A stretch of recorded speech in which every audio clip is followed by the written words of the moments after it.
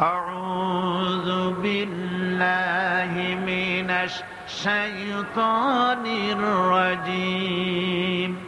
বিসমিল্লাহির রাহমানির রাহিম।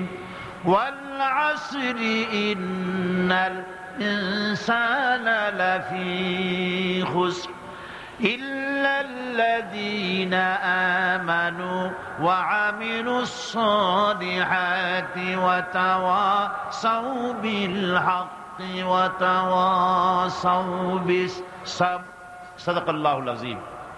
কি বলেন, খুব বড় সূরা, কোরআনে কারীমের সর্বকনিষ্ঠ ছোট্ট একটি সূরা। বিপুল সংখ্যক মুফাসসিরিনে কেরাম এই সূরাটিকে মক্কি সূরা হিসেবে তারা গণ্য করেছেন। সূরাটির বৈশিষ্ট্য হচ্ছে কয়েকটি শব্দের মধ্যে আল্লাহ পাক এর অর্থ এবং ব্যাখ্যা এত বেশি, কয়েকটি শব্দের মধ্যে এই সূরাটি আল্লাহ নাজিল করেছেন, কিন্তু এর অর্থ আর ব্যাখ্যা এত বেশি যা দিয়ে একটা বিশাল গ্রন্থ রচনা হতে পারে। আমার তো মনে হয় যে সূরা ওয়াল আসর এটা যেন একটা ঝিনুকের মধ্যে আল্লাহ পাক আটলান্টিক মহাসাগর, প্রশান্ত মহাসাগর, সবগুলি মহাসাগর একটা ঝিনুকের মধ্যে আল্লাহ পুরি দিয়েছেন। মানুষের সাফল্য এবং কল্যাণ, তার ধ্বংস এবং সর্বনাশের পথ কোথায় তা এ কোরআন বলে দিয়েছে। সফলতা কিসে আসবে, ধ্বংস কিসে আসবে, এ কথা আল্লাহ কোরআনে বলে দিয়েছে।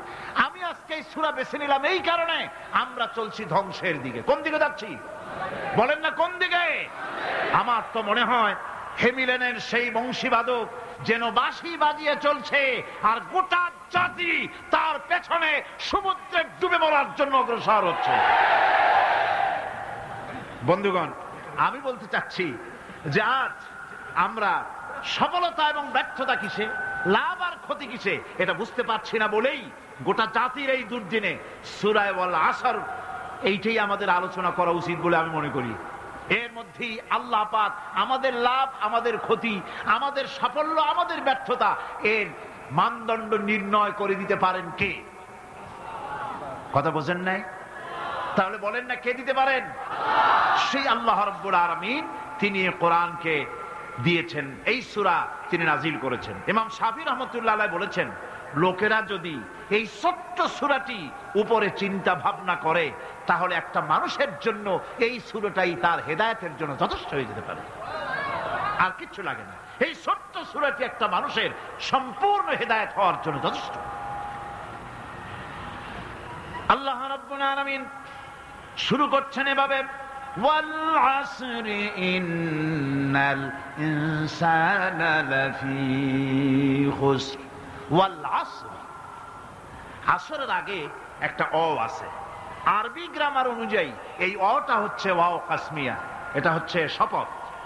আল্লাহ কসম করছে। আপনারা খুব চিন্তা ভাবনা করেন, মাথা ঠান্ডা করে,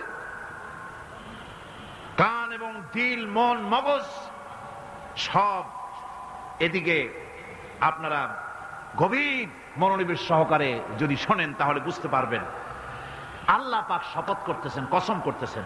এটা কি সোজা ব্যাপার না বিরাট ব্যাপার? আমরাও তো কসম করি। কখন করি? কথাটাকে নিশ্চিত করার জন্য, দৃঢ়ভাবে বিশ্বাস করার জন্য বলি, আল্লাহর দোহাই, আল্লাহর কসম, এই বলে আমরা আমাদের কথাকে উপস্থাপন করি, অধিকতর বিশ্বাস করাবার জন্য। আল্লাহ পাক কসম করতেছেন, তবে আল্লাহর কসম আর আমাদের কসম এক না। আমরা কসম করি সবচাইতে যিনি বড়, মহানত্ব, বিরাটত্ব, শ্রেষ্ঠত্বের উপরে ভিত্তি করে আমরা কসম করি, যেহেতু আল্লাহর চাইতে মহান, বড়, শ্রেষ্ঠ আর কেউ নাই। এই জন্যে আল্লাহর চাইতে বড় কেউ নাই বলে আমাদের জীবনের শ্রেষ্ঠ স্লোগান, মুসলমানের জীবনে শ্রেষ্ঠ স্লোগান নারে তাকবীর। আসতে কইলেন কেন?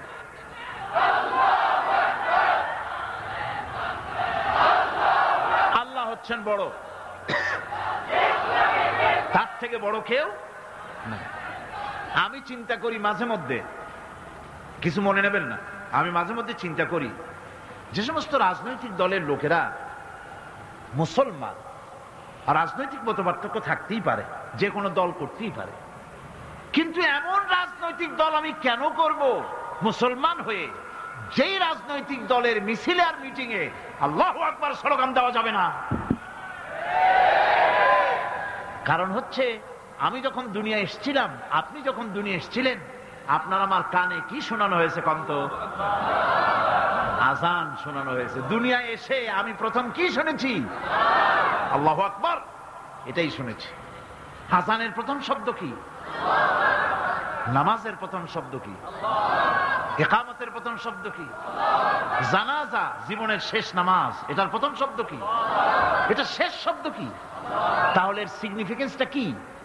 এর অর্থটা হচ্ছে আমার জন্ম থেকে মৃত্যু পর্যন্ত জীবনের সকল ক্ষেত্রে আমাকে বলতে হবে, স্বীকার করতে হবে, মানতে হবে, নিতান্ত গোলামের মতো মানতে হবে আল্লাহু আকবার।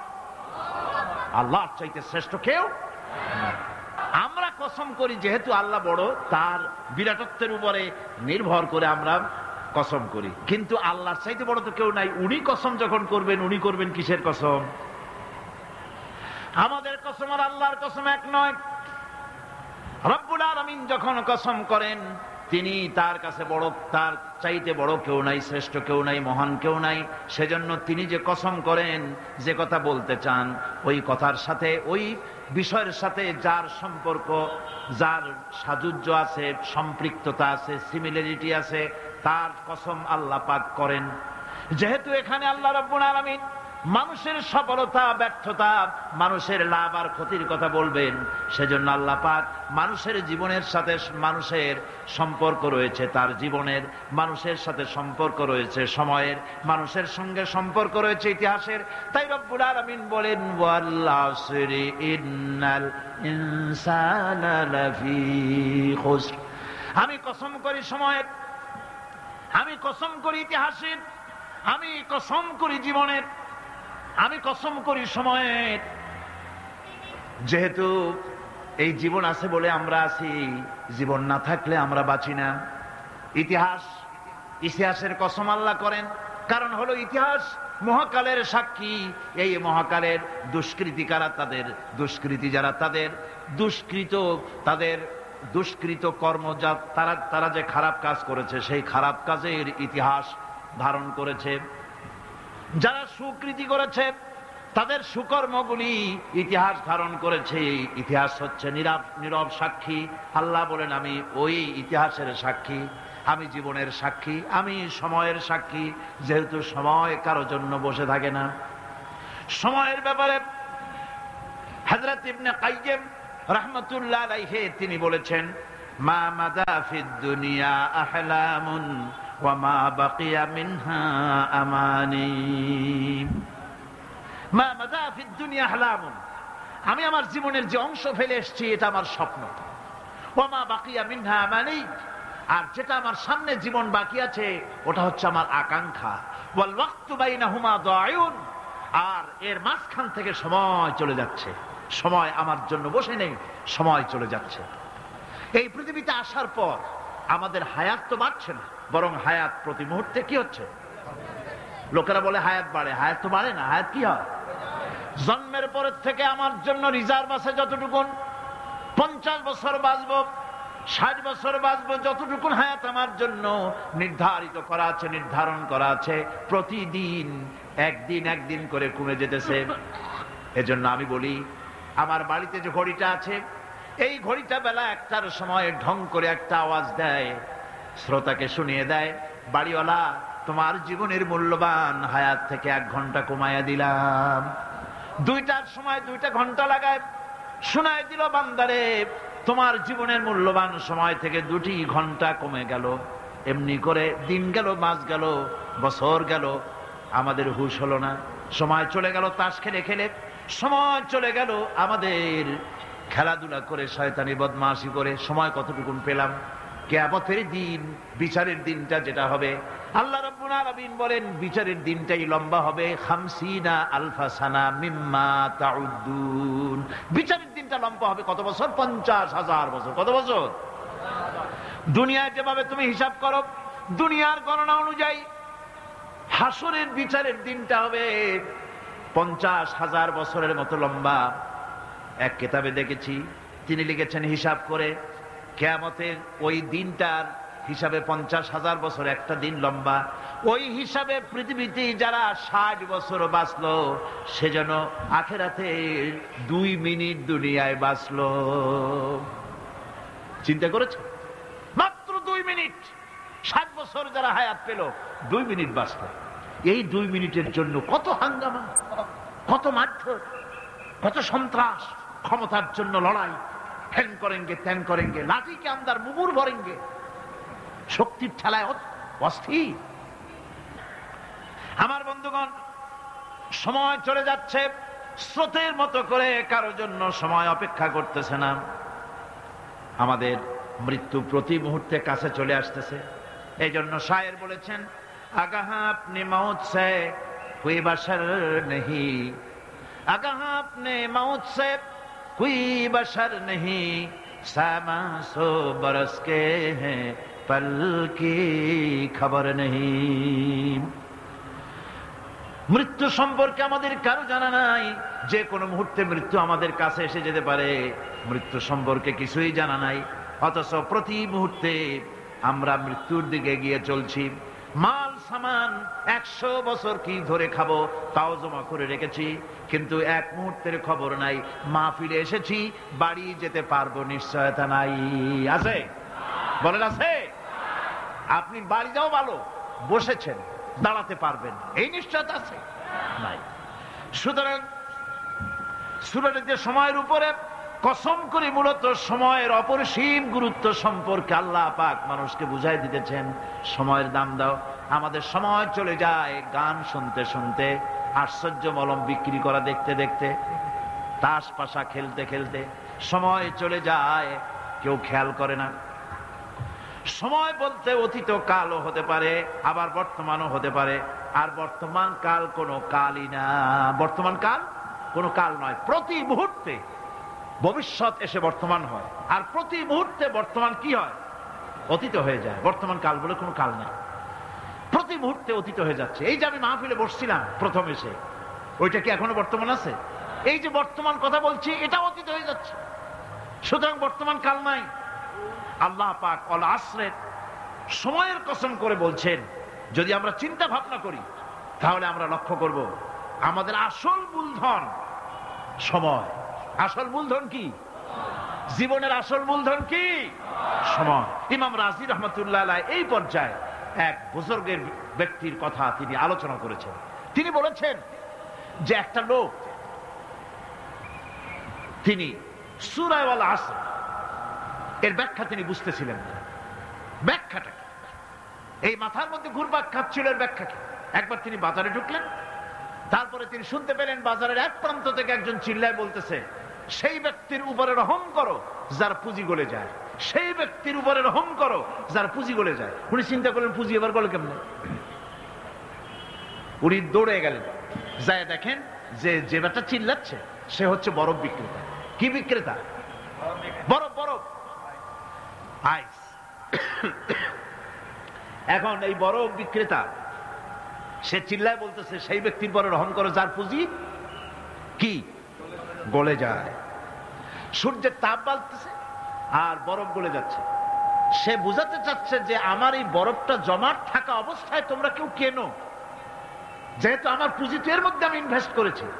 এটা যদি পানি হয়ে যায় তো পানি তো কেউ কিনবে না, এটা তো যেখানে সেখানে পাওয়া যায়। বরফ পাওয়া যায় না বলেই তো আমি বরফ কিনে আনছি।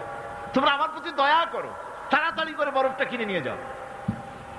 ইমাম রাজি রহমতুল্লাহ আলাইহি বলেন, বুজুর্গ ব্যক্তি চিৎকার মেরে বললেন, আল্লাহু আকবার, আমি কিন্তু এই বরফ বিক্রেতার ঘোষণার মধ্য দিয়ে সূরা আল আসরের তাফসীর আমি বুঝে ফেলেছি।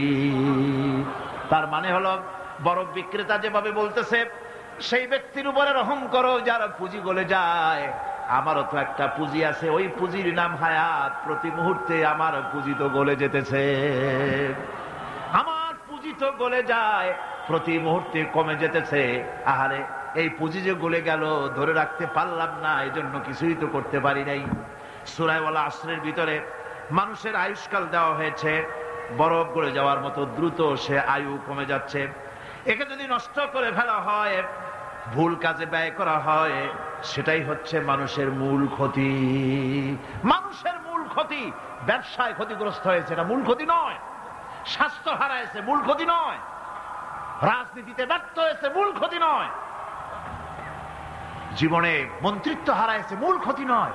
মূল ক্ষতি প্রতি মুহূর্তে সময় নষ্ট হচ্ছে, এটাই মূল ক্ষতি। ভাইরা, কিয়ামতের দিন জান্নাতীদের কোনো দুঃখ থাকবে না, সকলের দুঃখ থাকবে। জান্নাতীদের কোনো দুঃখ থাকবে নাকি? থাকবে, থাকবে। জান্নাতীদের মনের মধ্যে একটা দুঃখই থাকবে। ভালো করে শুনুন, জান্নাতীদের মনের মধ্যে একটা দুঃখই হবে। তারা মনে মনে চিন্তা করবেন, আফসোস করবেন, আহারে যদি দুনিয়ায় বসে অমুক সময় বাসে বসেছিলাম, আজে বাজে চিন্তা করেছি, বাড়ির ড্রয়িং রুমে একা একা বসে বসে আজে বাজে চিন্তা করেছি, অমুক অমুক সময় খেলাধুলায় কাটাইছি, এই সময়গুলিতে যদি সুবহানাল্লাহ, আলহামদুলিল্লাহ, লা ইলাহা ইল্লাল্লাহ, আল্লাহু আকবার, এই তাসবিহ যদি পড়তাম, জিকির আজগার করতাম, জান্নাতের ভিতরে আরো নিয়ামত লাভ করতে পারতাম। সময়টা তো কাজে লাগাইলাম না। মানুষের সবটা, মুমিনের সব কাজে সওয়াব। ওয়াকুলু লিন্নাসি হুসনা, মানুষের সঙ্গে ভালো ভালো কথা কও, মানুষের সঙ্গে হাসি মুখে কথা কও। একজনের সাথে হাসি মুখে কথা বললেন, আপনার একটা সদকা দেওয়ার মতো সমান সওয়াব আমলনামায় লেখা হয়ে গেল। ভালো ভালো কাম করো। বন্ধুগণ, সময় দ্রুত গতিতে চলে যাচ্ছে, মানুষের জীবন ক্ষতিগ্রস্ত হচ্ছে। ক্ষতি থেকে বাঁচতে পারবে চারটা গুণ যার মধ্যে আছে, বাকি সব ক্ষতিগ্রস্ত হয়ে যাবে। আমার ভাইয়েরা, এই কথাগুলি বলে আল্লাহ পাক যেন এরকম একটা দৃষ্টান্ত দিলেন। আপনি যদি পরীক্ষার হলে গিয়া দেখেন, ছাত্ররা পরীক্ষা দিতেছে, পরীক্ষার জন্য নির্ধারিত সময় কতটুকুন? 3 ঘন্টা। 3 ঘন্টা, 3 ঘন্টা।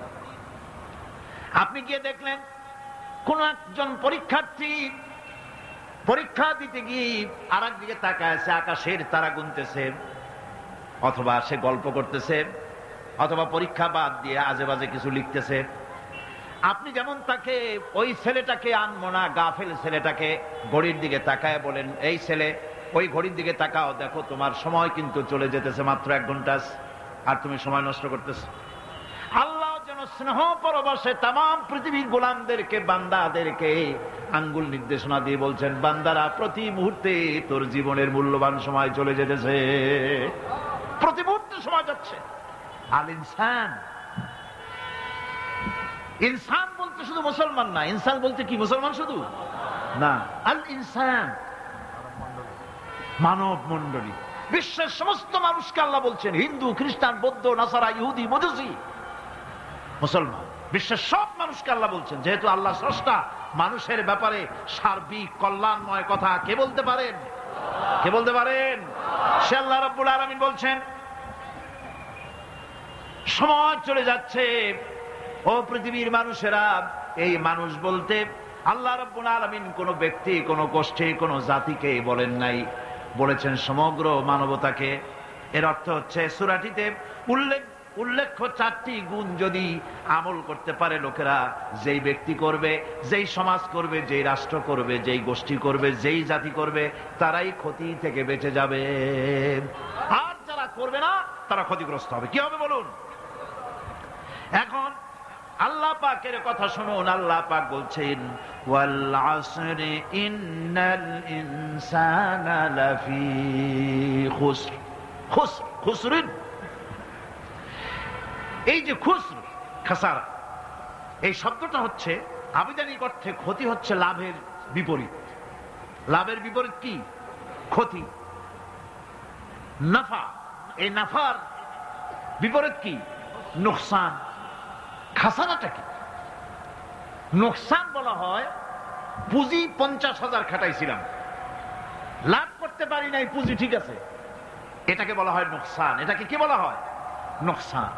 কিন্তু আমি পুঁজি খাটিয়েছিলাম 50,000 টাকা, লাভ তো হয়ই নাই, পুঁজিও চলে গেছে, আমও গেছে, ছালাও গেছে, আমও নাই, ছালাও নাই। এইটারে আরবিতে কি বলা হয়?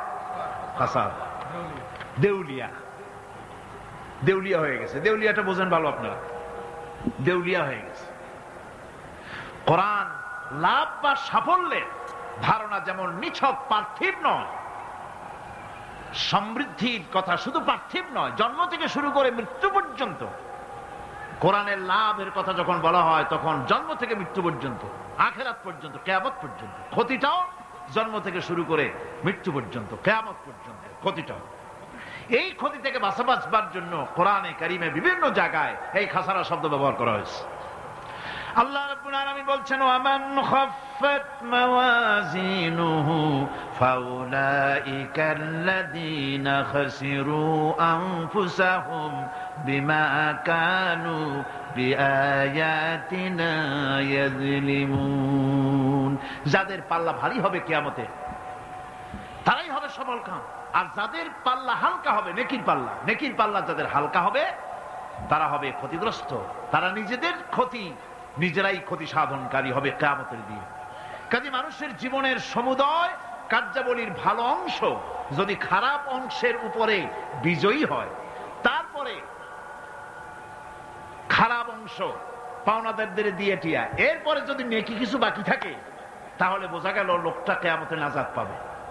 আর যদি ভালো কাজের উপরে খারাপ কাজ বিজয়ী হয়ে যায় আর সমস্ত পাওনাদারদেরকে পাওনা মিটাইয়া তারপরেও পাপ বাকি থেকে যায়, এক চাইতে খাসারা পৃথিবীতে, আকাশে জমিনে কিছুই আর হবে না। এর থেকে বাঁচার জন্য আল্লাহ পাক এই খাসারা থেকে বাঁচার জন্যই মানুষকে এই কথা বলছেন। এই কথাটি কোরআনে কারিমের অন্য একটি আয়াতে আরো সুন্দর করে বলা হয়েছে। যারা নাকি এই দুনিয়ার বুকে যারা নিজেদের পুঁজি খাটাইছে, জীবনের পুঁজি সুদ কামাইতে খাটালো, জীবনের পুঁজি খাটালো হারাম কামাইয়ের ভিতরে, অন্যায় কাজের ভিতরে, যারা জীবনের পুঁজিকে আল্লাহর দ্বীনের কাজে লাগাতে পারে নাই, তাদের সম্পর্কে বলা হচ্ছে হাসিরাদ দুনিয়া ওয়াল আখিরাতা যালিকা হুয়াল খুসরানুল মুবিন। হাসিরাদ দুনিয়া ওয়াল আখিরা, দুনিয়াও ক্ষতিগ্রস্ত, আখিরাতেও ক্ষতিগ্রস্ত। এটা হচ্ছে তার জন্য সুস্পষ্ট ক্ষতি, এর থেকে বড় ক্ষতি আর কিছুই হতে পারে না। আল্লাহ পাক কোরআনে কারীমে অন্যত্র বলেছেন, وَنُنَزِّلُ مِنَ الْقُرْآنِ مَا هُوَ شِفَاءٌ وَرَحْمَةٌ لِلْمُؤْمِنِينَ وَلَا يَزِيدُ الظَّالِمِينَ إِلَّا خَسَارًا। আমি এই কোরআন অবতরণের পরিক্রমায় এমন সব বিষয় অবতীর্ণ করেছি যা মুমিনদের জন্য নিরাময় এবং তাদের জন্য রহমত, আর জালিমদের জন্য ক্ষতি ছাড়া আর কিছুই বৃদ্ধি পায় না। জালিমদের জন্য ক্ষতি বৃদ্ধি পায়, আর যারা মুমিন তাদের জন্য এর মধ্যে নিরাময় আছে, এর মধ্যে রহমত আছে। অর্থাৎ যারা এই কোরআনকে যারা নিজেদের আইনের কিতাব হিসেবে গ্রহণ করেছে, কোরআনকে তাবিজের কিতাব হিসাবে নয়, ধর্মীয় কিতাব হিসাবে নয়, কোরআন সংবিধান। কোরআন কি? কোরআনকে যারা সংবিধান হিসাবে মেনে নিয়েছে, কোরআনকে যারা সংবিধান হিসাবে গ্রহণ করলো, ব্যক্তি, পরিবার, সমাজ, রাষ্ট্রে, তাদের যাবতীয় মানসিক, বুদ্ধিবৃত্তিক, নৈতিক, তামাদ্দুনিক রোগের নিরাময় হবে, এর দ্বারা শান্তি হবে। কিন্তু যেসব জালিম এই কোরআনকে প্রত্যাখ্যান করেছি, কোরআনকে যারা মৌলবাদীদের কিতাব বলে, কোরআনের কথা বললে মৌলবাদ বলে গাইল দেয়, তারা তাদের কপালকে পোড়াইয়া ছাই বানাইয়া দিছে, তাদের কপাল ভস্মীভূত করে দিয়েছে। আমার দেশে, এই দেশটা কি মুসলমান বেশি না অন্য জাতি বেশি? কোন? জোরে কোন? মুসলমান সবচেয়ে। খুব লক্ষ্য করে শোনেন, এই দেশে সবচেয়ে মুসলমান বেশি, ইন্দোনেশিয়ার পরে। পৃথিবীর দ্বিতীয় বৃহত্তম মুসলিম দেশ হলো কোনটা? বাংলাদেশ।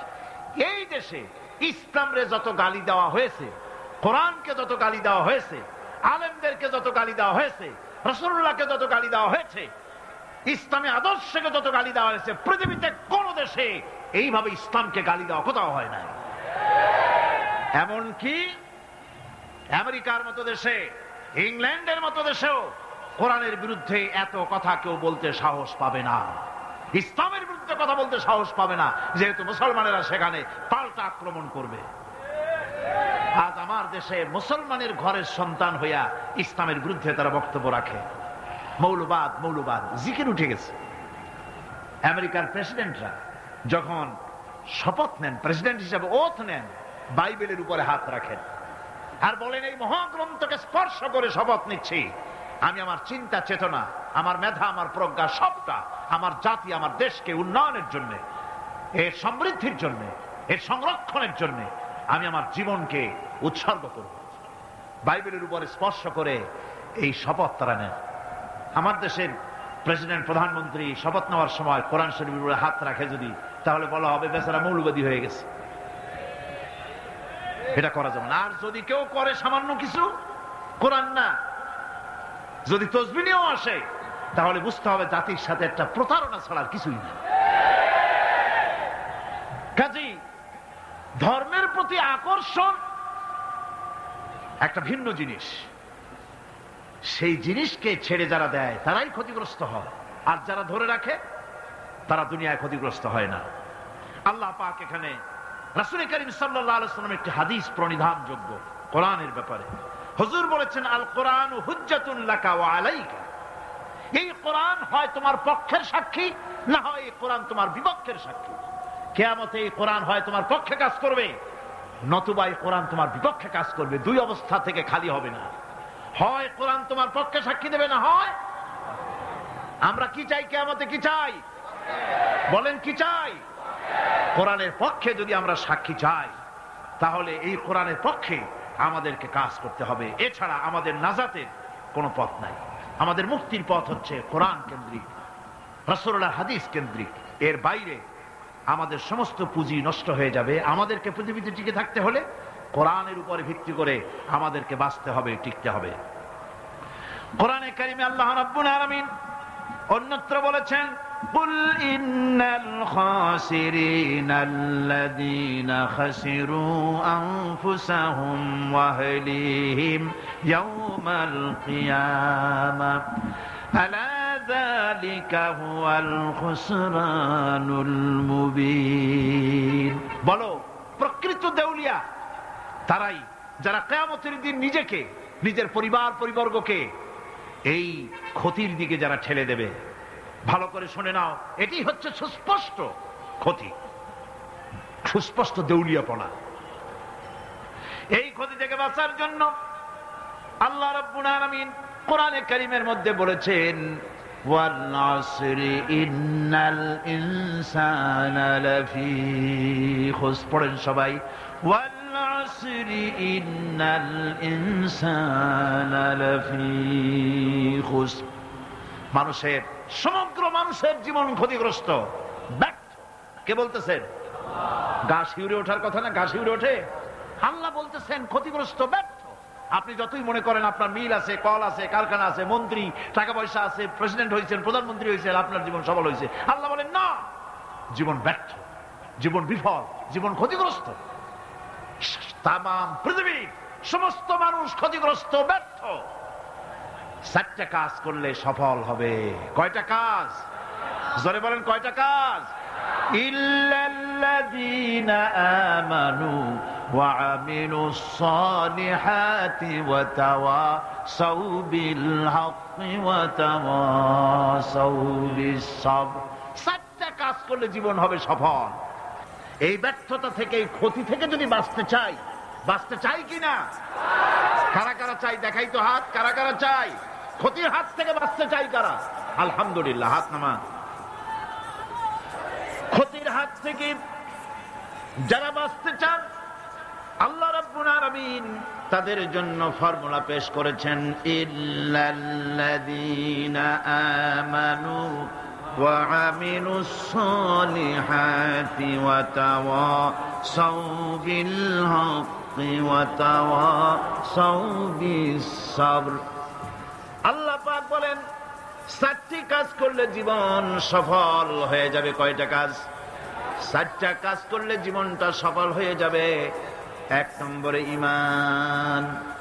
1 নম্বরে কি? ঈমান। এটাই হচ্ছে ফাউন্ডেশন। ক্ষতি থেকে বাঁচার জন্য প্রথম যে গুণটি, সেটির নাম হচ্ছে ঈমান। ইসলামে ঈমানের স্থান সর্বপ্রথম, তারপরই হচ্ছে ইসলাম। ঈমান আগে, তারপরে কি? ইসলাম।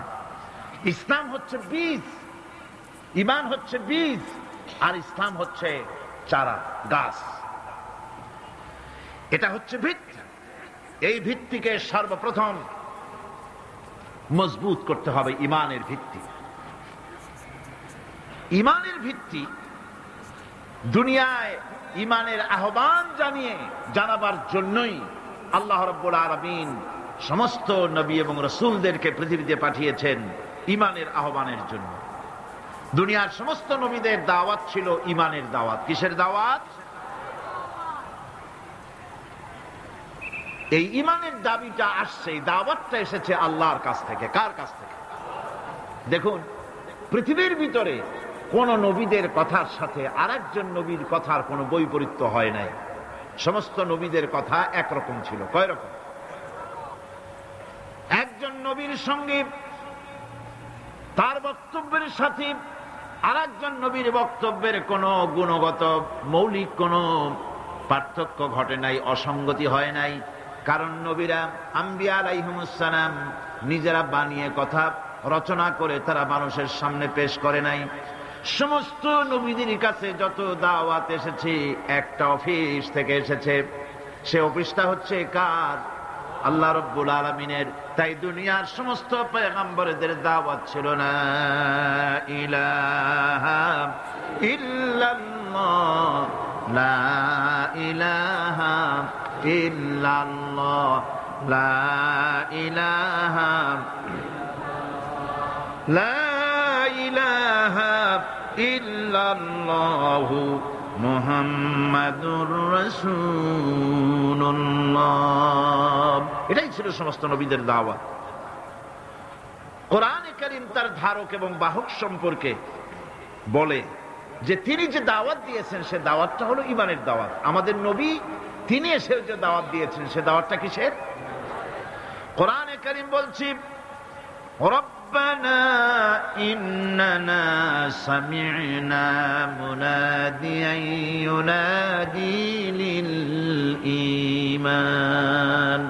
হে আমাদের রব, নিশ্চয়ই আমরা এমন একজন আহ্বায়কের আহ্বান শুনেছি যিনি আমাদেরকে ঈমানের দাওয়াত দিয়েছেন।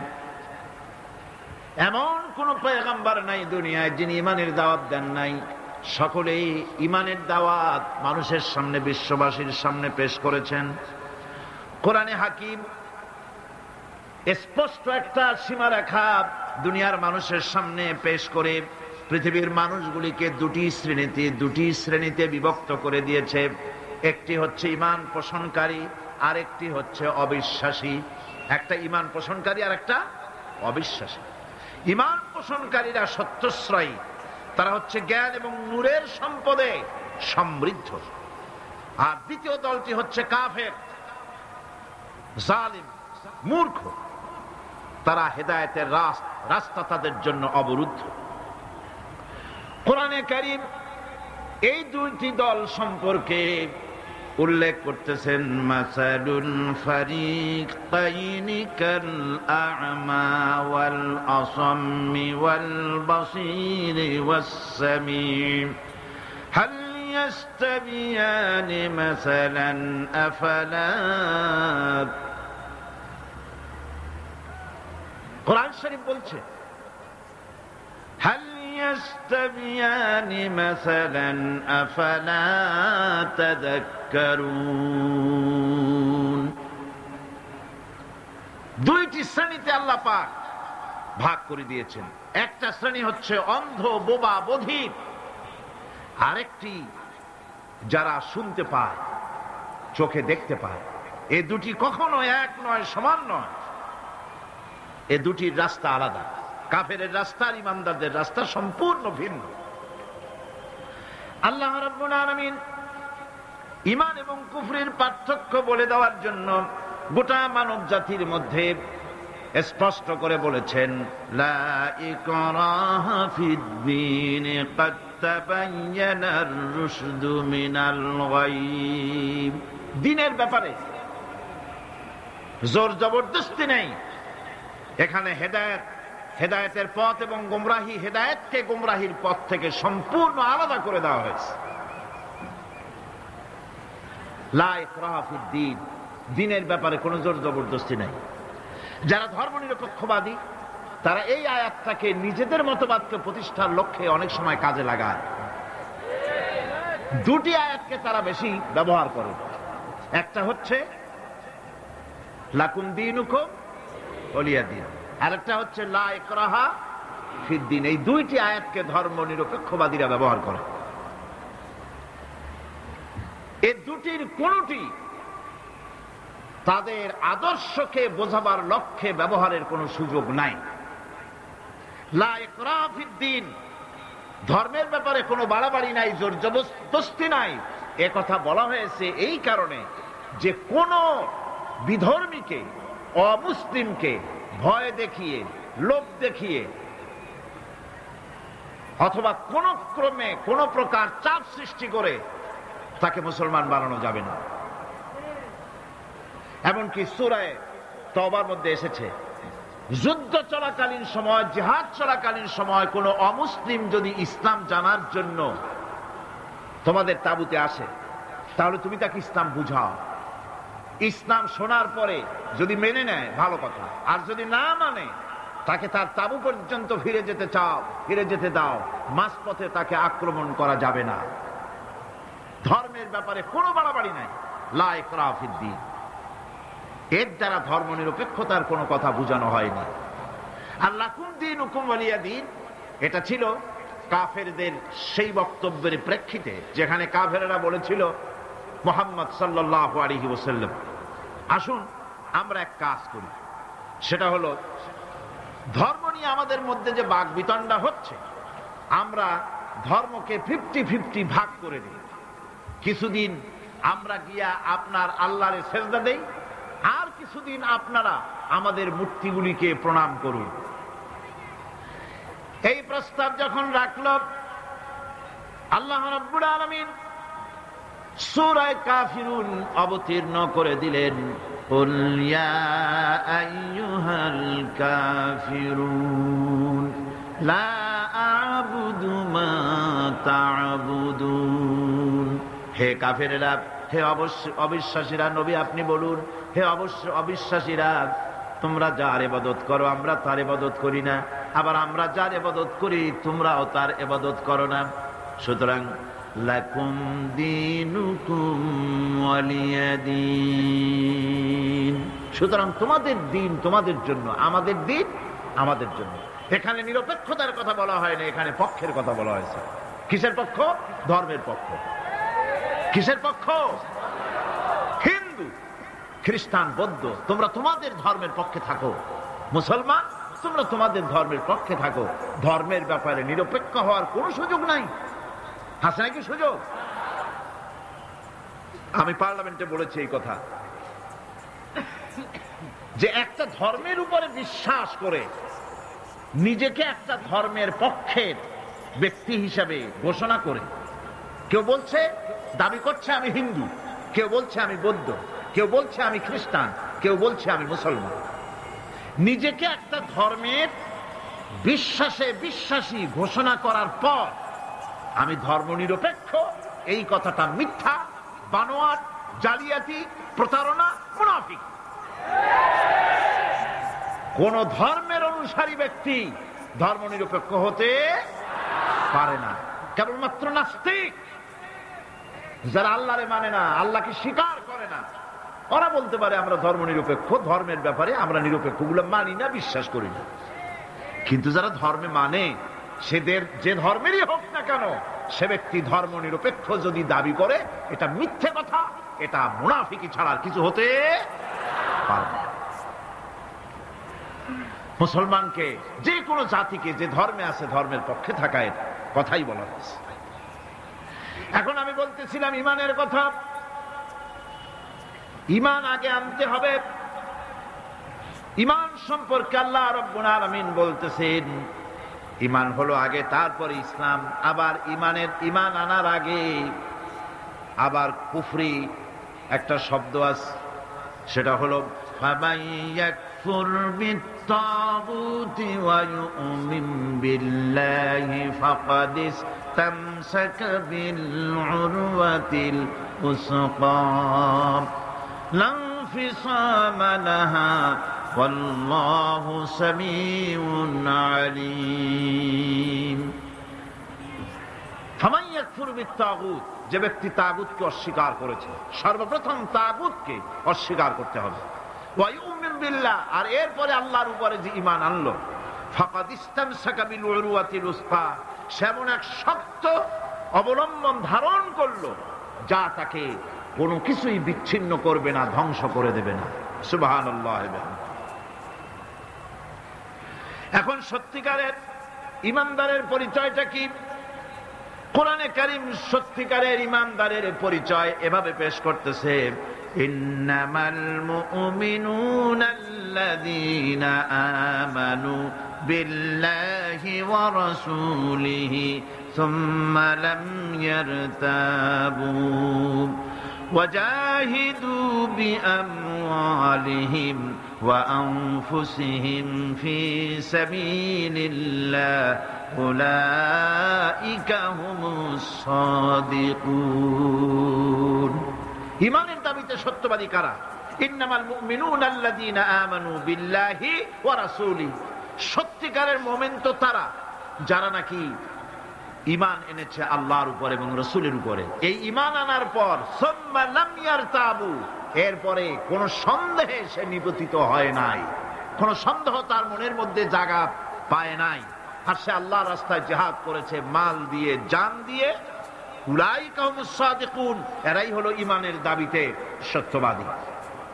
সুম্মা লাম ইয়ারতাবু, অথবা এক বিন্দু সন্দেহ মনের মধ্যে জায়গা দেয় নাই, অর্থাৎ ঈমান আনছি কার উপরে? আল্লাহর উপরে। কার উপরে? আর তার রাসূলের উপরে। আল্লাহ এবং রাসূলের উপরে ঈমান আনার পর যারা আল্লাহ এবং রাসূলের বিধান জীবনের সকল ক্ষেত্রে মানতে পারে নাই, তারাই সন্দেহে নিপতিত হয়েছে। কথা বুঝতে পেরেছেন? তাদের সন্দেহ এই কোরআন মানুষের জীবন, তার সম্পদ, তার রাজনীতি, তার অর্থনীতি পরিচালনা করতে পারে না। সেই জন্য ধর্মের ব্যাপারে কোরআন মানি, ধর্মের ব্যাপারে নামাজ আর রোজা মানি, কিন্তু রাজনীতিতে ধর্ম মানি না। এটাই হলো সন্দেহ। এটাই কি? সন্দেহ, অবিশ্বাস। জীবনকে তারা দুইটা ভাগ করেছে, এক ভাগ রাজনীতির জন্য, আর এক ভাগ কিসের জন্য? ধর্মের জন্য। জীবনকে এভাবে দুইটা ভাগ করার কোন অধিকার দেওয়া হয় নাই। যারাই মুখে উচ্চারণ করেছে লা ইলাহা ইল্লাল্লাহু মুহাম্মাদুর রাসূলুল্লাহ, জোরে সোরে পড়েন লা ইলাহা ইল্লাল্লাহু মুহাম্মাদুর রাসূলুল্লাহ। যারা জীবনকে, যারা নাকি ঈমান এনেছে, কালেমা বিশ্বাস করেছে, আল্লাহ এবং রাসূলের প্রতি ঈমান এনেছে, জীবনকে দুইটা ভাগ করার কোনো অধিকার নাই। যার কথা মতো নামাজ পড়বো তার কথা মতোই রাজনীতি করব, যার কথা মতো হজ করব, যাকাত দিব, তার কথা মতো পার্লামেন্ট চালাবো, যার কথা মতো হজ করব, যাকাত দিব, সেজদা দিব, তার কথা মতোই বঙ্গভবন আর সেক্রেটারিয়েট চালাবো। যাকে মানি, যে আল্লাহরে সেজদা করি সারা জীবন, যে রাসূলকে মানি আমার নেতা হিসাবে, রাসূল হিসাবে, সে আল্লাহ এবং রাসূলের হুকুম অনুযায়ী আমার কোর্ট কাছারি, আদালত, শিক্ষাঙ্গন চালাবো। এটা যদি চালাই তবে আমি মুমিন, আর যদি না চালাই, সন্দেহে যদি নিপতিত হয়ে যায় যে কোরআন থাকবে মসজিদে, আমার পার্লামেন্টে কোরআন ঢুকতে পারবে না, কোরআন পার্লামেন্ট শুরু হওয়ার সময় একবার তেলাওয়াত হবে কিন্তু তা আমল করা হবে না, অনুষ্ঠানগুলি শুরু হবে কোরআন দিয়ে কিন্তু তা আমল করা হবে না। কোরআন তেলাওয়াত করে ব্যবসা প্রতিষ্ঠান উদ্বোধন করা হচ্ছে, কিন্তু সুদের টাকা দিয়ে ব্যবসা প্রতিষ্ঠান বানানো হলো। বিবাহ পড়ানো হচ্ছে কোরআনের আয়াত দিয়ে, কিন্তু যৌতুক গ্রহণ করা হারাম, সেই যৌতুক দিয়ে বিয়ে উদ্বোধন করা হলো। এমনি সকল ক্ষেত্রে নাফরমানি করে যে ঈমানের দাবি করলো, এই ঈমান ঈমান নয়, এর নাম মুনাফিকি। এখন এই কথাটা মনে রাখতে হবে যে ঈমান এমন এক বিষয় যা আবার মৌখিক দাবি করলেই হয় না। কেউ যদি পড়ে লা ইলাহা ইল্লাল্লাহ, মুসলমান কি হয়ে গেল? বলেন আপনি, ফতোয়া দেন হয়ে গেল? खिरद ने गर कह भी दिया ला इलाहा इल्लल्लाह तो क्या हासिल, दिलो निगाह मुसलमान नहीं तो कुछ भी नहीं। खिरद ने गर कह भी दिया ला इलाहा इल्लल्लाह, মুখে আসলো আর স্বতঃস্ফূর্তভাবে বলে ফেললো লা ইলাহা ইল্লাল্লাহ, তো क्या হাসিল, এতে কিছু এর দ্বারা কোনো উপকার হলো না। দিল নিগাহ মুসলমান হি তো কুছ ভি নেহি, অর্থাৎ তার মন তার মস্তিষ্ক লা ইলাহাকে বিশ্বাস করলো না, আমল করলো না, এই কালেমা পড়ার কোনো দাম নাই। এবার আল্লাহর ভাষায় শুনুন, আল্লাহ রাব্বুল আলামিন বলেন وَمِنَ النَّاسِ مَن يَقُولُ آمَنَّا بِاللَّهِ وَبِالْيَوْمِ الْآخِرِ وَمَا هُمْ بِمُؤْمِنِينَ। আল্লাহ রাব্বুল আলামিন বলছেন, লোকেদের মধ্যে এমন অনেক লোক আছে যারা মুখে বলে আল্লাহর উপর ঈমান এনেছি, পরকালকে বিশ্বাস করেছি। আল্লাহ বলেন ওমা হুম বিমুমিনিন, এরা মুমিন না। আল্লাহ কি বলছেন খুব লক্ষ্য করেন। একদিকে মুসলমান হইতে হলে বিশ্বাস করতে হবে কি আল্লাহর পরকাল, রাসূলের উপর ঈমান, এগুলি করতে হবে। একটা লোক ঘোষণা করলো যে আমি আল্লাহ এবং পরকালকে বিশ্বাস করি, এরপরে আল্লাহ পাক বলছেন ওমা হুম বিমুমিনিন, এরা মুমিন না, কারণ এই কথাগুলি তার মুখের মনের কথা না। সে ব্যক্তি, এরকম ব্যক্তি এ মাহফিলও থাকতে পারে, যদি থাকে আল্লাহ রাব্বুল আলামিন তাকে হেদায়েত নসিব করে দিন, আমরা বলি আমিন। সে লোকটিকে আমি আলোচনা করলে আপনি নিজেই বুঝতে পারবেন, যা ভুল তার কাছে ধরা পড়বে। আয়নার সামনে দাঁড়ালে পরে আয়না সব বলে দেয়, ঠিক কি না?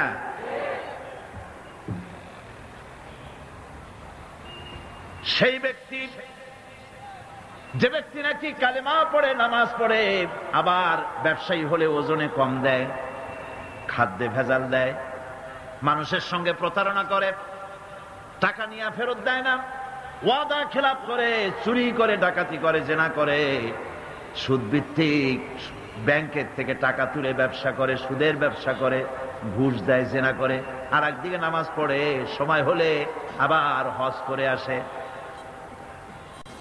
এই ধরনের মানুষগুলি ইহরামের কাপড় পরে, হজের নিয়ত করে, জিদ্দায় পা রেখে যখন বলে লাব্বাইক আল্লাহুম্মা লাব্বাইক লাব্বাইক লা শারীকা লাকা লাব্বাইক ইন্নাল হামদা ওয়ান নি'মাতা লাকা ওয়াল মুলক লা শারীকা লাক, লাব্বাইক আল্লাহুম্মা লাব্বাইক, আয় আল্লাহ প্রভু হাজির, প্রভু আমি হাজির, হে আমার রব তোমার গোলাম হাজির। বান্দা বলে আয় আল্লাহ গোলাম হাজির, গায়েব থেকে আওয়াজ আসে, আল্লাহর পক্ষ থেকে বলা হয় লা লাব্বাইকা ওয়ালা সাদাইক। বান্দা বলছে আমি উপস্থিত মাবুদ, আর মাবুদ বলছে আমি তোমার উপস্থিতিকে গ্রহণ করলাম না।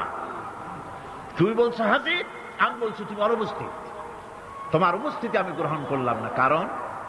কারণ তুমি যে টিকিট করে আসছো ওইটা হারাম টাকা, যে রামের কাপড় পরেছো ওইটা হারাম টাকা দিয়ে কেনা, মক্কা মদিনায় যে খরচ করবে, তাবুতে থাকবে, বাস ভাড়া দেবে, যে খাবে, জায়নামাজ কিংবা তসবিহ কিংবা মার্কেটিং করার জন্য যে টাকা আনছো, সব হারাম।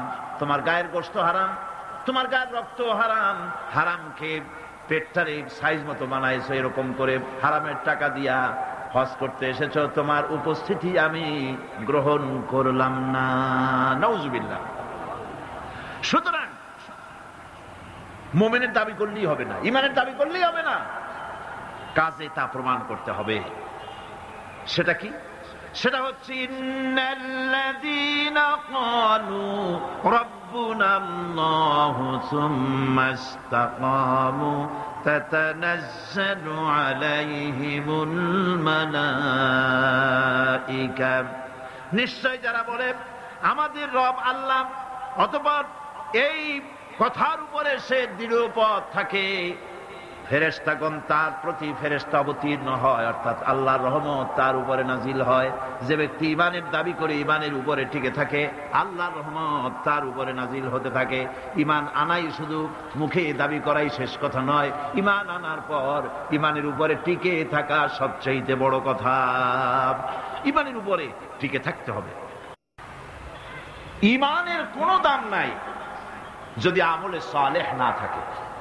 ঈমান হচ্ছে এক, এটা মূল্যহীন হয়ে পড়ে যদি আমলে সালেহ না থাকে। যে নেক কাজ করতে হবে আল্লাহকে খুশি করার জন্য, কাজটা ভালো হওয়ার জন্য শর্ত দুইটা। একটা হচ্ছে কাজটা হতে হবে আল্লাহকে খুশি করার জন্য। কারে খুশি করার জন্য? আল্লাহ পাককে খুশি করার জন্য হতে হবে। আর 2 নম্বরে কাজটা হতে হবে সুন্নতে নববী সাল্লাল্লাহু আলাইহি ওয়াসাল্লাম, রাসূল করিম সাল্লাল্লাহু আলাইহি ওয়াসাল্লামের সুন্নতের উপরে কাজটি হতে হবে। তাহলেই আপনার আমলটা সহি হয়ে গেল। আপনি আমি নিজের আন্দাজ করে কাজটা খুব ভালো হয়েছে মনে করলেই হবে না।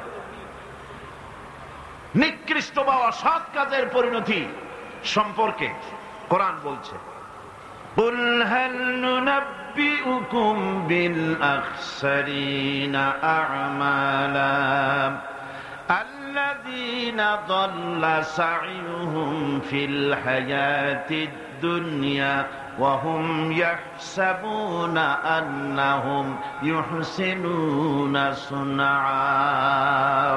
আমি কি তোমাদেরকে বলবো না যে কোন আমল তোমাদেরকে ক্ষতিগ্রস্ত করবে? সেটা হচ্ছে সেই আমল যারা দুনিয়ার জীবনে দুনিয়ায় উন্নতি করার জন্য কাজ করে, তাদের সমস্ত জদ্দোজাহাদ, তাদের চেষ্টা প্রচেষ্টা দুনিয়ায় টিকে থাকার জন্য তারা করে থাকে। যে কাজগুলি আল্লাহ পাকের খুশনুদি হাসিলের জন্য, আল্লাহ পাককে খুশি করার জন্য করা হয় না, সেই কাজগুলি মানুষের সমস্ত প্রচেষ্টাকে, তার চেষ্টাকে, তার সমস্ত আমলগুলিকে বিনষ্ট করে দেবে। এগুলি কিয়ামতের দিন কোনো ফায়দা হবে না। যারা দিনদার, পরহেজগার, ইমানদার, সৎকর্মশীল, আল্লাহ তাদের ব্যাপারে কি করে শোনেন, ইন্নাল্লাযীনা আমানু ওয়া আমিলুস সালিহাতি সায়াজআলু লাহুমুর রাহমানু উদ্দা। আল্লাহ পাক বলেন যারা নাকি ঈমান এনেছেন আর আমলে সালেহ করে, রব্বুল আলামিন তার বান্দাদের দিলের মধ্যে তার জন্য মহব্বত পয়দা করে দেন। মানুষেরা ভালোবাসে, মহব্বত করে। আমার বন্ধুগণ, সৎকর্ম মানুষ যখন ভালো কাজ করে তার দুষ্কর্মগুলিকে আল্লাহ মাফ করে দেন। জোরে বলেন সুবহানাল্লাহ। কোরআন বলছে, والذين آمنوا وعملوا الصالحات لنكفرن عنهم سيئاتهم ولنجزينهم أحسن الذي كانوا يعملون।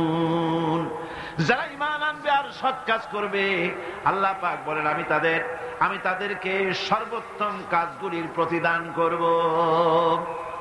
তারা যত ভালো কাজ করবে ওই ভালো কাজের মধ্যে সবচাইতে ভালো যেটা, ওইটার উপর আমি তাকে পুরস্কার দান করব। সুবহানাল্লাহ। আর তাদের সাইয়্যাতগুলি হাসানাত দিয়ে বদলায় দেব, তাদের পাপ কাজগুলি আমি নেক কাজে পরিবর্তন করে দেব। শুধু তাই নয়, শয়তানের ওয়াসওয়াসায় পড়ে বান্দা যখন একটা গুনাহ করে, আল্লাহ বলে দিয়েছেন একটা গুনাহ লিখবি। আদম আলাইহিস সালামকে আল্লাহ পাক যখন দুনিয়ায় পাঠিয়ে দিলেন, হযরত হাওয়া যখন দুনিয়া আসলেন, আর শয়তানের বুজুর্গি সব শেষ হয়ে গেল। শয়তানে বলল, আল্লাহ আমার সব ইবাদত নষ্ট হইল আদমের জন্য। আমি তোমার কাছে ফরিয়াদ জানাই, তুমি 7টা জাহান্নাম বানাইছো, এই জাহান্নাম আরো বানাও। আমি তোমার এই জাহান্নামগুলি তোমার বান্দাগুলি দিয়ে ওয়াসওয়াসা দিয়ে এই জাহান্নাম ভরে দেব। যে আদমের জন্য আমার সমস্ত ইবাদত পণ্ড হলো, সেই আদম সন্তান সব আমি জাহান্নামে পাঠাবো। আল্লাহ রাব্বুল আলামিন বললেন, এই কোরআন শরীফের ভিতরে আছে, আল্লাহ পাক বলেছেন, ও আমার ফেরেশতারা, শয়তান কি বলল শুনেছো? আমার বান্দা যখন শয়তানের ওয়াসওয়াসায় পড়ে একটা নেকের একটা গুনাহ নিয়ত করবে, গুনাহ করার নিয়ত করবে, গুনাহটা করে নাই, পাপ লিখবা না। গুনাহ করা হয়ে যাওয়ার পর একটা গুনার জন্য একটা গুনাহই লিখবা। আর যদি আমার বান্দা কোন একটি নেকির কাজের নিয়ত করেছে, হজের নিয়ত করেছে, হজে যায় নাই, মাদ্রাসা মসজিদে দান করবে, চট্টগ্রাম তাফসিরুল কোরআন মাহফিলে দান করবে, করে নাই এখনো, শুধু নিয়ত করেছে, নেক নিয়তের কারণে আমলনামায় একটা নেকি লিখে দিবা। আর যখন নেকির কামটা করা হয়ে যাবে, আল্লাহ পাক বলেন মান জাআ বিল হাসানাতি ফালাহু আশরু আমসালিহা। নেকির কাজটা যখন করা হয়ে যাবে, আমার বান্দার আমলনামায় একটা নেকের পরিবর্তে 10টা গ্রেস মার্ক লাগাইয়া 10 গুণ বাড়াইয়া দিবা। সুবহানাল্লাহ। আমি বান্দা, আল্লাহ পাক বলেন বান্দার কোন আমলের উপরে আমি জুলম করি না। বান্দা যদি যে সব কাজ করবে, সমস্ত নেক কাজের জন্য আমি তাকে সওয়াব দান করব। শুধু তাই না, সৎকর্মশীল ব্যক্তিদের রুজিতে আমি বরকত দিয়ে দিব। সুবহানাল্লাহ কোন। ভালো কাজ যারা করবে তাদের রুজিতে আল্লাহ পাক কি করবেন? فالذين آمنوا وعملوا الصالحات لهم مغفرة ورزق كريم। যারা ঈমান আনবে এবং ভালো কাজ করবে, আমি তাদেরকে উত্তম রিজক দান করব। শুধু তাই নয়, আমলে সালিহ যারা করবে, সৎকর্মশীল লোকদের, তাদের জন্য রয়েছে আমার কাছে ক্ষমা, মাগফিরাত। وَإِنِّي لَغَفَّارٌ لِمَنْ تَابَ وَآمَنَ وَعَمِلَ صَالِحًا ثُمَّ اهْتَدَى। নিঃসন্দেহে আমি ক্ষমাশীল ওই সব বান্দাদের জন্য যারা সৎ কাজ করে, আমলে সালেহ করে, নেক কাজ করে, আর গুনাহ থেকে তওবা করে, আর এই তওবার উপরে, হেদায়েতের উপরে টিকে থাকে। আমি তাদের গুনাহ কাশি আমি রব্বুল আলামিন মাফ করে দেই, গুনাহ খাতাকে ক্ষমা করে দেব। যারা ঈমান আনবে, আমলে সালেহ করবে, নেক কাজ করবে, তাদেরকে আল্লাহ পাক ক্ষমার ওয়াদা করেছেন। মানব গোষ্ঠীকে মহা ক্ষতি থেকে বাঁচাবার জন্য আল্লাহ পাক তৃতীয় যে পয়েন্টের কথা বলেছেন সেটা হচ্ছে হক। সেটা কি? হক শব্দটি হচ্ছে বাতিলের বিপরীত, মিথ্যার বিপরীত, অসত্যের বিপরীত। শব্দটি কি? হক। এর অর্থ হচ্ছে সঠিক, নির্ভুল, সত্য, ন্যায়, ইনসাফ ইত্যাদি এই কথার মধ্যে এসে যায়। এর মধ্যে আল্লাহর হক এবং বান্দার হক এসে যায়। হকের দাওয়াত অর্থ হচ্ছে ঈমানদারদের সমাজ এরকম হবে না যে বাতিল মাথা উঁচু করে দাঁড়াবে আর হকপন্থীরা মাথা নিচু করে তারপরে চলবে, নাহকের বিরুদ্ধে কথা বলবে না, চুপ করে থাকবে। এটা ঈমানদার যে সমাজে বাস করে সেই সমাজের চিত্র এরকম হতে পারে না।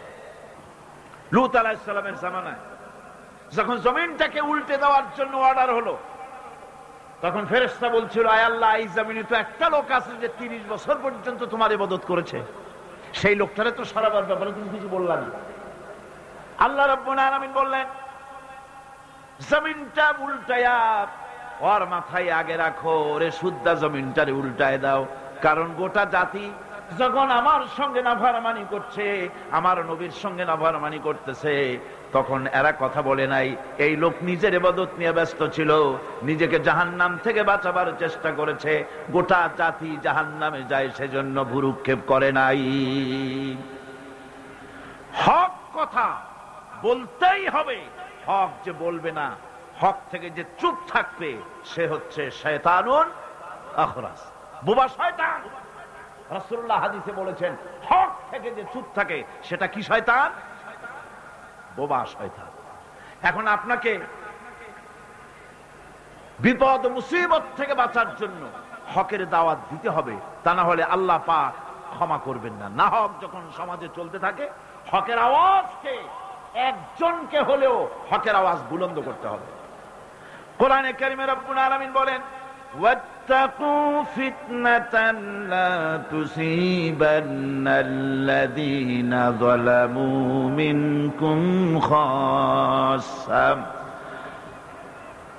সতর্ক থাকো, বেঁচে থাকো ওই সব বিপদ থেকে, মুসিবত থেকে, যেই বিপদ শুধুমাত্র বিপদের কারণ যারা ওদের জন্যই নাজিল হবে না, বরং যারা সহ্য করে তাদের উপরও বিপদ আসবে। যারা বিপদের কারণ, গুনাহের কারণ, শুধু ওরাই ধ্বংস হবে না, যারা সহ্য করবে তাদেরকেও আযাবের মধ্যে নিপতিত হতে হবে। একটা দৃষ্টান্ত দিলে বুঝবেন। আপনার বাড়ির সামনে ড্রেনের ভিতরে বিড়াল মরে পড়েছে, কুকুর মরে পড়েছে, আপনি নাকে রুমাল দিয়ে যান, বাড়িওয়ালা ফালাইতেছে না, আপনিও ফালাবার চেষ্টা করতেছেন না। এখন এইটা পচে গলে দুর্গন্ধ হয়ে পরিবেশ নষ্ট করে দেবে। তখন এই মরা কুকুরটার দুর্গন্ধে শুধু বাড়িওয়ালাই অসুস্থ হবে না আশেপাশের লোকেরা অসুস্থ হবে? বলেন আপনারা, সবাই অসুস্থ হয়ে পড়বে। সুতরাং বাড়িওয়ালা যদি না ফালায়, আপনার দায়িত্বে আপনাকে ফেলতে হবে। অন্যায় যেখানে উঠবে সেখানেই তাকে নির্মূল করতে হবে।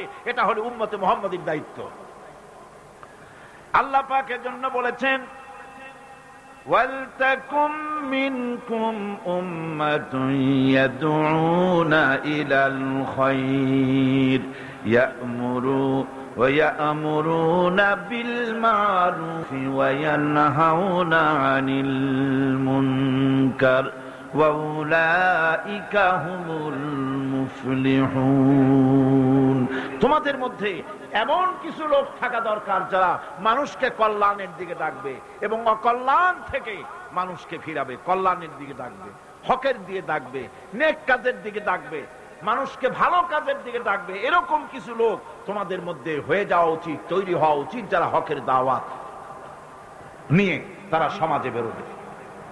কারণ মুসলমানেরা হলো আমাদের সম্পর্কে আল্লাহ পাক বলেছেন, কুনতুম খায়রা উম্মাতিন উখরিজাত লিন-নাসি তা'মুরুনা বিল মা'রুফি ওয়া তানহাউনা আনিল মুনকার।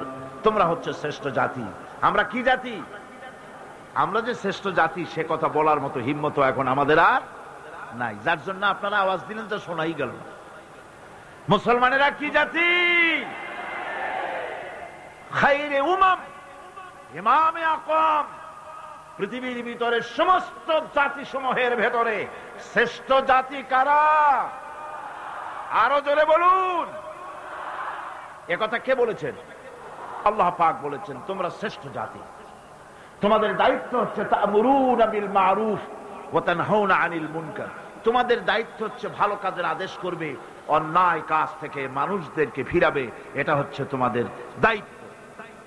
এই দায়িত্ব যদি আমরা পালন করতাম তাহলে আমাদের সমাজের ভেতরে এই অন্যায় অসত্য টিকে থাকতে পারত না। আমরা মানুষকে ভালো কাজের আদেশ দেই না। ভালো কাজের আদেশ দিতে হলে ক্ষমতায় থাকতে হয়। আদেশ আর অনুরোধ এ দুটো কি এক জিনিস? আদেশ আর অনুরোধ দুটো কি এক জিনিস? আদেশ দিতে গেলে আদেশের জায়গায় পৌঁছাতে হয়। আদেশের জায়গায় না গিয়ে কাউকে হুকুম দেওয়া যায় না, অনুরোধ জানাতে হয়। গভর্নমেন্টের কাছে বিনীতভাবে অনুরোধ জানাই, সিনেমার অশ্লীলতার জ্বালায় টিকতে পারি না, রমজান মুবারক এসেছে, এই অশ্লীল সিনেমার ছবি নামায় ফেলা হোক, বিনীতভাবে অনুরোধ জানাই। এটা হলো অনুরোধ। আর আল্লাহ বলছেন ইসলামের ব্যাপারটা অনুরোধের ব্যাপার নয়, এটা হচ্ছে আদেশের ব্যাপার। ক্ষমতায় এমন লোক পাঠাতে হবে যে রমজান মাস এলে পরে অর্ডার দেবে, সিনেমার সমস্ত ছবি আর গান বন্ধ করে দাও। হোটেলের কোনো দরজা খোলা থাকতে পারবে না, কোন খাবারের দোকান মুসলমানদের খোলা থাকতে পারবে না। এটা হচ্ছে অর্ডারের কাজ। তা'মুরুনা বিল মা'রুফ, আমর, হুকুম, অর্ডার। অনুরোধ করে হয় না, এটা আদেশ দেওয়ার মাকামে যেতে হয়। সেই আদেশের মাকামে আমরা কি যেতে পেরেছি? পারিনি। আমাদের অবস্থা হচ্ছে মোল্লার দৌড় মসজিদ পর্যন্ত। এই কথাটা যে কে শুনাইছে আল্লাহই জানে। मुल्ला को जो मिला है मस्जिद में सजदे की इजाजत, मुल्ला को जो मिला है मस्जिद में सजदे की इजाजत, नालायक समझते हैं यही इस्लाम की आजाद। মৌলভী সাহেব মসজিদের ইমামতি পাইছেন আর মনে করেছেন যে আমি ইসলামের স্বাধীনতা পেয়ে গিয়েছি। ডিজি সাহেব যদি দাওয়াত দেয়, মন্ত্রী সাহেব যদি দাওয়াত দেয়, আনন্দে অস্থির হয়ে যায়। আরে বাপরে, ডিসি দাওয়াত দিছে, কি সোজা কথা, মরি কি বাঁচি, উঠি কি পড়ি।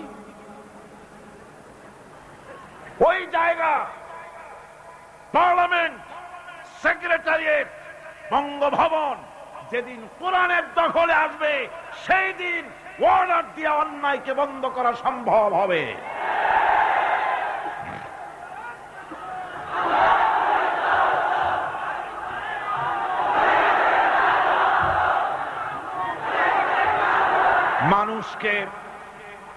মানুষকে হকের দাওয়াত দিতে হবে।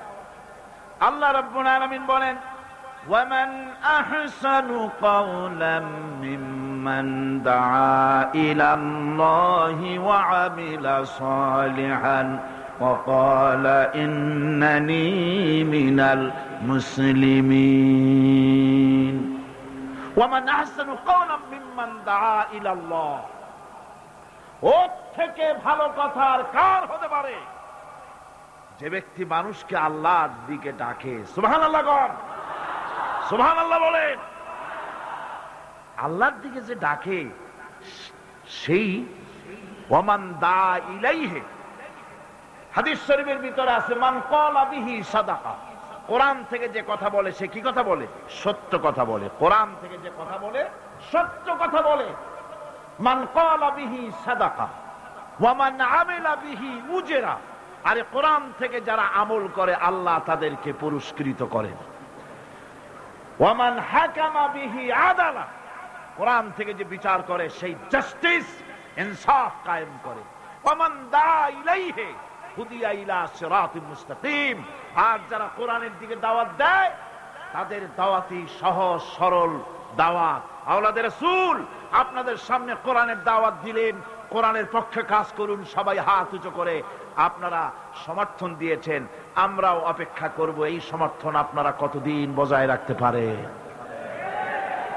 আল্লাহ যেন তৌফিক দেন। জোরে বলেন আমিন, আরো জোরে বলেন আমিন। ওয়া মান আহসানু কাওলাম মিম্মান দা ইলাল্লাহ, ওর চাইতে ভালো কথা আর কার যে মানুষকে আল্লাহর দিকে ডাকে। আমরা কার দিকে ডাকি? বিশ্বাস করুন, আমরা তো সমাজতন্ত্রের দিকে মানুষ ডাকি না। বলেন, আমরা কি সমাজতন্ত্রের দিকে মানুষ ডাকি? পুঁজিবাদের দিকে ডাকি, জাতীয়তাবাদের দিকে ডাকি, ধর্ম নিরপেক্ষ মতবাদের দিকে ডাকি। আমরা কার দিকে ডাকি? ধর্ম নিরপেক্ষ মতবাদ আল্লাহর তৈরি না মানুষের তৈরি? পুঁজিবাদ আল্লাহর না মানুষের? সমাজতন্ত্র আল্লাহর না মানুষের? জাতীয়তাবাদ আল্লাহর না মানুষের? আরে কোরআন কার? ইসলাম কার? সেই আল্লাহ রাব্বুল আলামিনের দিকে আমরা ডাকি। আমরা আমার বাপের দিকে ডাকি না, মায়ের দিকে ডাকি না, দাদার দিকে ডাকি না, মন গড়া কথা বলি না, ওলামায়ে হক কথা বলে কোরআনের কথা। সুবহানাল্লাহ। মহা ক্ষতি থেকে বাঁচার জন্য 4 নম্বরের বিষয়, এটা হলো কয়টা কথা আমাদেরকে ক্ষতি থেকে রক্ষা করবে? বলেন না কয়টা? 4টা। তার একটা হলো কি?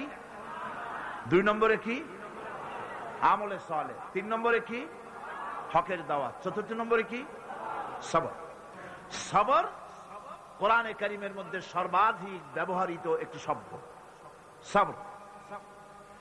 আরবি ভাষায় বিভিন্ন অর্থে এই সবর শব্দ এসেছে, তবে সাধারণত সবর শব্দের অর্থ হচ্ছে অবিচলতা, দৃঢ়তা, সহিষ্ণুতা, মন মেজাজের সমতা, ধীরতা, কষ্ট সহিষ্ণুতা, বরদাস্ত, এগুলি হচ্ছে সবরের অর্থ। আমরা মনে করি সবর হচ্ছে ধৈর্য। হ্যাঁ, ধৈর্যটা ঠিক, কিন্তু সেই ধৈর্যের অর্থ কি? এই ধৈর্যের অর্থ এই নয় যে কেউ আপনার একটা থাপ্পড় মারবে আর আপনি বলবেন ভাই হাতে ব্যথা পাইছেন নাকি, তাহলে আমার আর একখান থাপ্পড় দিয়ে দাঁত যে কয়টা আছে তাও ফালাই দেয়। এর নাম সবর না। সবর হলো বিপদে আপনি হতাশ হবেন না, বিপদে ভেঙে পড়বেন না, বিপদে থাকবেন দৃঢ় অবিচল, মাথা ঠান্ডা, সুস্থ মস্তিষ্কে বিপদকে ওভারকাম করার জন্য কৌশল অবলম্বন করবেন। এটাই হচ্ছে সবর। ধৈর্য ধরতে হবে অবিচলতার সাথে, দৃঢ়তার সাথে, সহিষ্ণুতার সাথে। আল্লাহর জান্নাতে যাওয়ার জন্য এই সবর আমাদেরকে ইখতিয়ার করতে হবে। আমরা কি আল্লাহর জান্নাতে যেতে চাই? আমরা কি জান্নাতে যেতে চাই? অবশ্যই আল্লাহর জান্নাতে আমরা যেতে চাই। এই জান্নাতে যাওয়ার জন্য আল্লাহ রাব্বুল আলামিন কোরআনে কারীমের মধ্যে বলেছেন, আম হাসিবতুম আন তাদখুলুল জান্নাতা ওয়া লাম্মা ইয়া'লামিল্লাহুল্লাযীনা জাহাদু মিনকুম ওয়া ইয়া'লামাস সাবিরিন। তোমরা কি মনে করেছো যে বেহেশতে চলে যাবে, অথচ এখনো দেখা হয় নাই যে তোমাদের মধ্যে কে সবর অবলম্বনকারী, জিহাদের ময়দানে কে জিহাদ করতে এবং সবর ইখতিয়ার করতে কে তোমাদের মধ্যে পারদর্শী, অথবা এই পরীক্ষায় কে কামিয়াব হবে, এটা এখনই দেখা হয় নাই। আর এমনি তোমরা জান্নাতে চলে যাবে? জান্নাতে যাওয়া তো সহজ নয়। আল্লাহ পাক পরীক্ষা নেবেন, সেই পরীক্ষায় কামিয়াব হতে হবে। আর আল্লাহ পাক বলেছেন অবশ্যই সবরের পরীক্ষা নেব। وَلَنَبْلُوَنَّكُمْ حَتَّى نَعْلَمَ الْمُجَاهِدِينَ مِنْكُمْ وَالصَّابِرِينَ وَنَبْلُوَ أَخْبَارَكُمْ। অবশ্যই আমি তোমাদেরকে পরীক্ষা করব, আর এই পরীক্ষার ভিতরে সত্যিকারের মুজাহিদ যারা, তারাই দৃঢ়, যারা নাকি দৃঢ়তা অবলম্বন করবে, সবর ইখতিয়ার করবে, আল্লাহ রাব্বুল আলামিন পরীক্ষায় তাদেরকে কামিয়াব করবেন। এই সবর এক মহা সম্পদ। সবর ইখতিয়ার করতে হবে মুসলমানদেরকে। জান্নাতের ভিতরেও আল্লাহ পাক যারা সবর করবে তাদের জন্য বিরাট নিয়ামত আল্লাহ পাক জান্নাতে দান করবেন। জান্নাতে যাওয়ার জন্য সবর একটা মহাগুণ। এই গুণ মুসলমানদের ভিতরে থাকতে হবে। যখন বিপদ আসে, মুসিবত আসে, রব্বুল আলামিন বলেন বিপদ যখন আসে, মুসিবত যখন আসবে, বান্দা যারা মুমিন তারা পড়ে ইন্না লিল্লাহি ওয়া ইন্না ইলাইহি রাজিউন। নিশ্চয়ই আমরা আল্লাহর জন্য এবং আমাদের সকলকেই আল্লাহর কাছে ফিরে যেতে হবে। এই কথাটা মুমিনদেরকে বলতে হবে। পড় গিয়া জিস পর নজর बंदा को मौला कर दिया, पड़ गया जिस पर नजर बंदा को मौला कर दिया, आ गया जिस दाम में जोश कतरा को दरिया कर दिया। আল্লাহ রাব্বুল আলামিনের রহমতের নজর যদি কোন গোলামের প্রতি পড়ে যায়, গোলামটা বাদশাহে পরিণত হয়ে যায়। আল্লাহর রহমতের নজর যদি এক ফোঁটা পানির উপরে পড়ে যায়, পানি ফোঁটা আটলান্টিক মহাসাগরে পরিণত হয়ে যায়।